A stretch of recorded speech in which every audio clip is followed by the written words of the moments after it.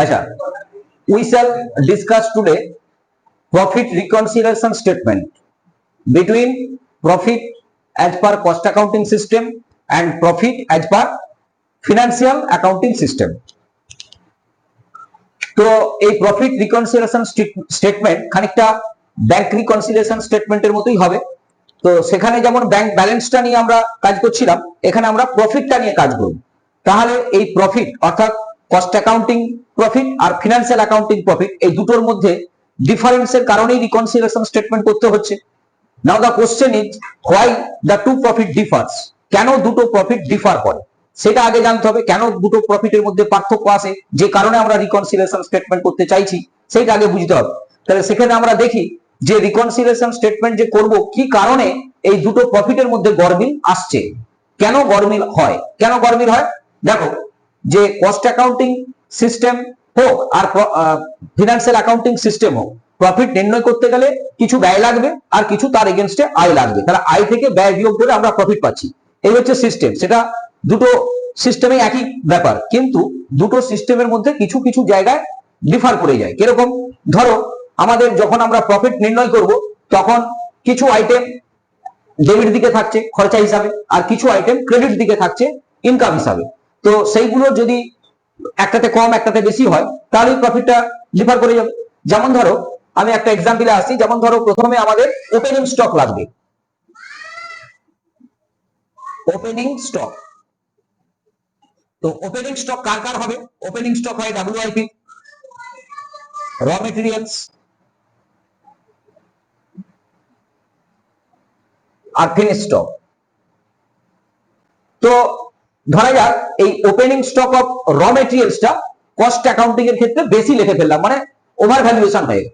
তাহলে over valuation of opening stock of raw materials এটা যদি হয় তাহলে কস্ট অ্যাকাউন্টিং এর প্রফিটটা কি হবে? কারণ এই যে ওপেনিং স্টক এটা কোন দিকে থাকবে? খরচের দিকে থাকবে, মানে ডেবিট দিকে থাকবে। তাহলে সেক্ষেত্রে যদি খরচটা বেশি হয়ে যায়, ওভার ভ্যালুয়েশন করেছি তো আমি, ওপেনিং স্টকের ওভার ভ্যালুয়েশন করেছি, তাহলে যদি খরচটা বেশি হয়ে যায় তাহলে সেক্ষেত্রে প্রফিটটা কমে গেছে। কার প্রফিট কমেছে? কস্ট অ্যাকাউন্টিং এর। তাহলে কস্ট অ্যাকাউন্টিং এর প্রফিট যদি কমে যায়, অবভিয়াসলি ফিনান্সিয়াল অ্যাকাউন্টিং এর প্রফিটটা কি হবে? বেশি থাকবে। বুঝা গেল? তার মানে একটা যদি আমি কনক্লুশন দিই এরকম, যে খরচটা যদি কোনো কারণে কোনো একটা অ্যাকাউন্টিং সিস্টেমে খরচ বেশি দেখানো হয় তাহলে কি হবে? প্রফিট সেখানে কমে যাবে। আর যদি ইনকাম কম দেখানো হয় তাহলে প্রফিটটা কি হবে? বেশি হয়ে যাবে। ইনকাম কম দেখাচ্ছি মানে ইনকাম কম দেখাচ্ছি মানে প্রফিট কম থাকবে। আর এক্সপেন্সেস যদি বেশি দেখায় তাহলে প্রফিট কমে যাবে। হয়েছে? এই কনসেপ্টটা মাথায় রাখলে মোটামুটি আমরা বুঝতে পারবো। তাহলে এই যে ওপেনিং স্টক এইটার যদি ওভার ভ্যালুয়েশন হয়, ওভার ভ্যালুয়েশন কোথায় হচ্ছে? ওভার ভ্যালুয়েশনটা ধরো কস্ট অ্যাকাউন্টিং এ, কস্ট অ্যাকাউন্টিং। তাহলে কস্ট অ্যাকাউন্টিং এ যদি এটার ওভার ভ্যালুয়েশন হয় তাহলে সেক্ষেত্রে ব্যাপারটা কি দাঁড়াবে? যে কস্টের যে প্রফিট, সেই প্রফিটটা নির্ণয় করার সময় আমরা খরচাটা বেশি দেখে ফেলছি, খরচা বেশি দেখাচ্ছি মানে প্রফিট কমে যাচ্ছে।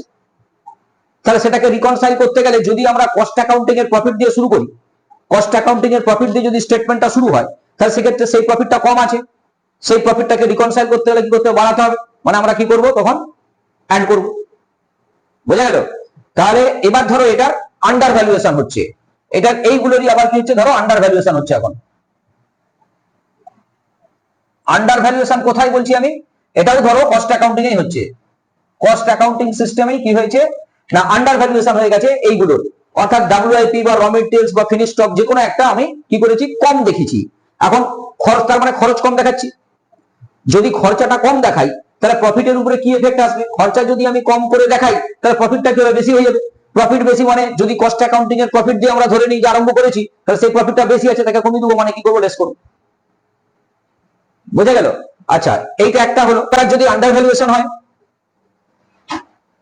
আন্ডার ভ্যালুয়েশন অফ ওভারহেড, এখানেও একই কথা, যে এই ওভারহেডটা প্রোডাকশন ওভারহেড হতে পারে, অ্যাডমিনিস্ট্রেটিভ ওভারহেড হতে পারে, সেলিং এন্ড ডিস্ট্রিবিউশন ওভারহেড হতে পারে।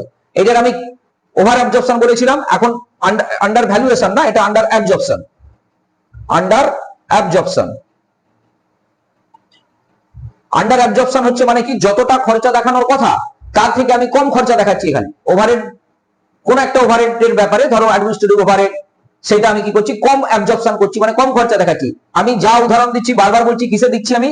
এই যে এখানে যে আমি লিখেছি আন্ডার অ্যাবজর্পশন হচ্ছে, এটা কোথায়? কস্ট অ্যাকাউন্টিং সিস্টেমে। Cost accounting system.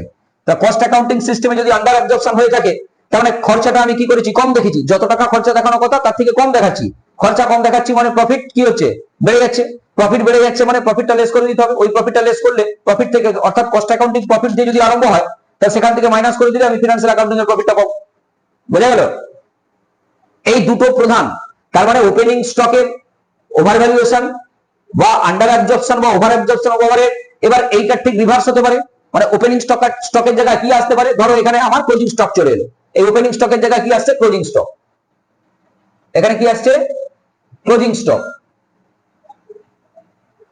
Closing stock of WIP অথবা র মেটেরিয়ালস অথবা ফিনিশ স্টক। এবার ধরো এগুলোর আমি ওভার ভ্যালুয়েশন করে ফেললাম। কোথায়? কস্ট অ্যাকাউন্টিং সিস্টেমে। তো আমার ক্লোজিং স্টক কোন দিকে থাকবে? ক্রেডিট দিকে থাকবে, মানে ইনকাম সাইডে থাকবে। তাহলে এখানে কি হচ্ছে? ওভার ভ্যালুয়েশন যদি হয় তাহলে ইনকাম বেশি। ইনকাম বেশি মানে প্রফিট বেশি। কার প্রফিট বেশি? কস্ট অ্যাকাউন্টিং সিস্টেমের। তাহলে কস্ট অ্যাকাউন্টিং সিস্টেমের প্রফিট থেকে যদি ফিনান্সিয়াল অ্যাকাউন্টিং সিস্টেমের প্রফিট আমি যেতে চাই, তাহলে কি করব? এখানে প্রফিট বেশি বলেছি না কম বললাম? বেশি বলেছি। প্রফিট বেশি মানে মাইনাস করে দেবো। বোঝা গেছে? এটা আমি কি বললাম? Over valuation. এবার ধরো আন্ডার ভ্যালুয়েশন হচ্ছে এগুলোরই যে কোনো একটা। আমি যে কোনো একটা বলছি, ধরো ডব্লিউআইপি বা র মেটেরিয়ালস বা ফিনিশ স্টকের মধ্যে ফিনিশ স্টকটা ধরলাম। ফিনিশ স্টকের কি বলছি আমি? আন্ডার ভ্যালুয়েশন হয়েছে। কোন সিস্টেমে? কস্ট অ্যাকাউন্টিং সিস্টেমে। মানে আন্ডার ভ্যালুয়েশন হয়েছে মানে ইনকাম দিকে টাকা কম বসেছে। ইনকাম কম মানে প্রফিট কি হবে? কম। প্রফিট কম মানে আমি যদি কস্ট অ্যাকাউন্টিং প্রফিট দিয়ে আরম্ভ করি, প্রফিটটা কম আছে মানে কি করবো? অ্যাড করবো। বোঝা গেল? আর কি কারণ হতে পারে? এগুলো তো ভ্যালুয়েশনের ব্যাপার বা অ্যাবজর্পশনের ব্যাপার হলো। এবার এমন কিছু আইটেম আছে যেগুলো ইনকাম এবং এক্সপেন্সেস, যদি একটা আমি ইনকামের কথা ভাবি, এমন কিছু কিছু ইনকাম আছে সেই ইনকাম গুলো কস্ট অ্যাকাউন্টিং সিস্টেমে রেকর্ডই হয় না, মানে সেটা কস্ট ট্রানজেকশনই নয়। যেমন ধরো interest on investment, dividend received, এগুলো কস্ট অ্যাকাউন্টিং সিস্টেমের ট্রানজেকশন কি? এই ট্রানজেকশন গুলো কার? ফিনান্সিয়াল ট্রানজেকশন, কস্ট ট্রানজেকশন নয় এগুলো। তাহলে সেইগুলো, সেই এক্সপেন্সেস গুলো তো রেকর্ডই হচ্ছে না। এমন কিছু এক্সপেন্সেস বা ইনকাম আছে যেগুলো কস্ট অ্যাকাউন্টিং সিস্টেমে রেকর্ড করা হয় না। কিছু কিছু এক্সপেন্সেস আছে সেগুলো কস্ট অ্যাকাউন্টিং সিস্টেমে রেকর্ড হয় না। আবার কিছু কিছু ইনকাম আছে যেগুলো কস্ট অ্যাকাউন্টিং সিস্টেমে রেকর্ড হয় না। তো আমি এখন উদাহরণ নিচ্ছি income not included in cost accounting, মানে যে ইনকাম গুলো কস্ট অ্যাকাউন্টিং সিস্টেমে রেকর্ড হয় না। Income not included in cost accounting system, cost accounting সিস্টেমে যে ইনকাম গুলো রেকর্ড হয় না, সেই ইনকাম গুলো এক্সাম্পল দিয়েছিলাম আমি। সেই এক্সাম্পল কি কি? না ইন্টারেস্ট অন ইনভেস্টমেন্ট, আর কি আছে? ধরো ডিভিডেন্ড রিসিভড,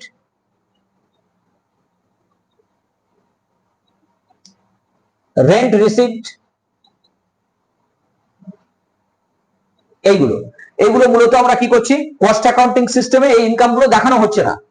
তাহলে এইগুলোকে না দেখেই আমি কস্ট অ্যাকাউন্টিং সিস্টেমে প্রফিট নির্ণয় করছি। তাহলে সেক্ষেত্রে যদি প্রফিট নির্ণয় করার সময় কোনো ইনকামটাকে আমরা হিসাবের মধ্যে না নিয়ে আসি, তাহলে সেক্ষেত্রে কস্ট অ্যাকাউন্টিং সিস্টেমের যে প্রফিটটা বার হয়েছে সেটা কমে গেছে। তাই যদি কস্ট অ্যাকাউন্টিং সিস্টেমের প্রফিট দিয়ে আরম্ভ হয়, তাহলে সেক্ষেত্রে প্রফিট কমে আছে মানে কি করতে হবে? অ্যাড করতে হবে, তবে তো ফিনান্সিয়াল অ্যাকাউন্টিং এর প্রফিটটা পাওয়া যাবে। বুঝা গেল? আবার এমন কিছু এক্সপেন্সেস আছে যেগুলো কস্ট অ্যাকাউন্টিং সিস্টেমে রেকর্ড করা হয় না, সেই এক্সপেন্সেস গুলো আমি এখানে লিখছি। ধরো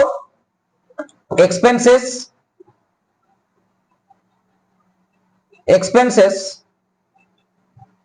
does not consider in cost accounting।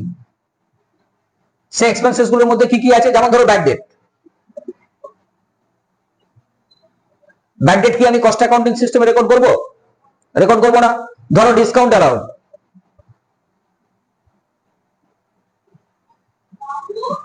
Record করব? রেকর্ড করব না, কারণ এগুলো তো যাবে না। মানে এই খরচাগুলো কস্ট অ্যাকাউন্টিং সিস্টেমের মধ্যে আসছে না। তাহলে এই খরচাগুলো না প্রোভাইড করেই কস্ট অ্যাকাউন্টিং সিস্টেমের প্রফিটটা নির্ণয় হয়ে যাচ্ছে। তাহলে খরচা যদি না রেকর্ড করে প্রফিট নির্ণয় করি আমি, তাহলে প্রফিটটা কি হয়েছে? আমি খরচা দেখাইছি, তাহলে প্রফিট কি হয়েছে? বেড়ে গেছে। প্রফিট বেড়ে গেছে মানে কস্ট অ্যাকাউন্টিং সিস্টেমের প্রফিট থেকে ফিনান্সিয়াল অ্যাকাউন্টিং সিস্টেমের প্রফিট আসতে গেলে আমি কি করব? প্রফিটটা তো বেড়ে আছে, মাইনাস করে নেবো, মানে লেস করে নেবো। বোঝা গেল? তাহলে যেগুলো আমি বলছিলাম সেগুলো সবই কস্ট অ্যাকাউন্টিং সিস্টেম দিয়ে আরম্ভ হচ্ছে। কস্ট অ্যাকাউন্টিং সিস্টেমের প্রফিট দিয়ে আরম্ভ হচ্ছে, ফিনান্সিয়াল অ্যাকাউন্টিং সিস্টেমের প্রফিটে গিয়ে আমি রিচ করতে চাইছি। এখন যদি কস্ট অ্যাকাউন্টিং সিস্টেমের লস দিয়ে আরম্ভ হয়, তাহলে কিছু করার দরকার নেই। কি করবে? লসটা প্রথমে মাইনাস দিয়ে ব্র্যাকেট হিসাবে ব্র্যাকেট করে লিখে দিবে। ধরো 1 লাখ টাকা লস আছে, আমি 1 লাখ টাকা মাইনাস দিয়ে লিখে দিলাম। বাকি সিস্টেমটা সেম। তুমি ওটাকে প্রফিটই ভাববে মনে মনে। কি ভাববে? প্রফিট। তোমার আর লস ভাবার দরকার নেই, তুমি ওটাকে প্রফিটই ভাববে। তাহলে প্রফিট যদি ভাবো, তাহলে সেক্ষেত্রে আমি অ্যাডলেস করার পরে যদি দেখি মাইনাসে আসছে, তাহলে আমার কি হবে? লস হবে। আর যদি ওটা ফিগারটা ঘুরে গিয়ে পজিটিভে চলে যায়, তাহলে ফিনান্সিয়াল অ্যাকাউন্টিং সিস্টেমের যেটা পাবো সেটা কি হবে? প্রফিট হবে। বোঝা গেল?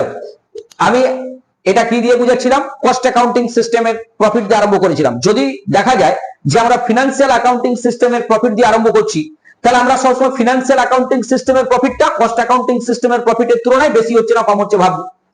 তাহলে সেক্ষেত্রে ধরো আমি জাস্ট একটা এক্সাম্পল দিচ্ছি। ধরো আমি ক্লোজিং স্টকে ওভার ভ্যালুয়েশন করেছি কোথায়? কস্ট অ্যাকাউন্টিং সিস্টেমে। ক্লোজিং স্টক কোন দিকে থাকবে? ইনকাম সাইডে। ইনকাম দিকে ক্লোজিং স্টকটাকে বেশি দেখাচ্ছি, তার মানে আমি ওভার ভ্যালুয়েশন করেছি, মানে কি দেখাচ্ছি? বেশি দেখাচ্ছি। এখন আমি যদি ইনকামটা বেশি দেখাই, তাহলে কস্ট অ্যাকাউন্টিং সিস্টেমের প্রফিটটা কি হয়েছে? বেড়ে আছে। কস্ট অ্যাকাউন্টিং সিস্টেম ইনকাম দিকে তো বলছি, তাহলে কস্ট অ্যাকাউন্টিং সিস্টেমের প্রফিটটা বেড়ে আছে।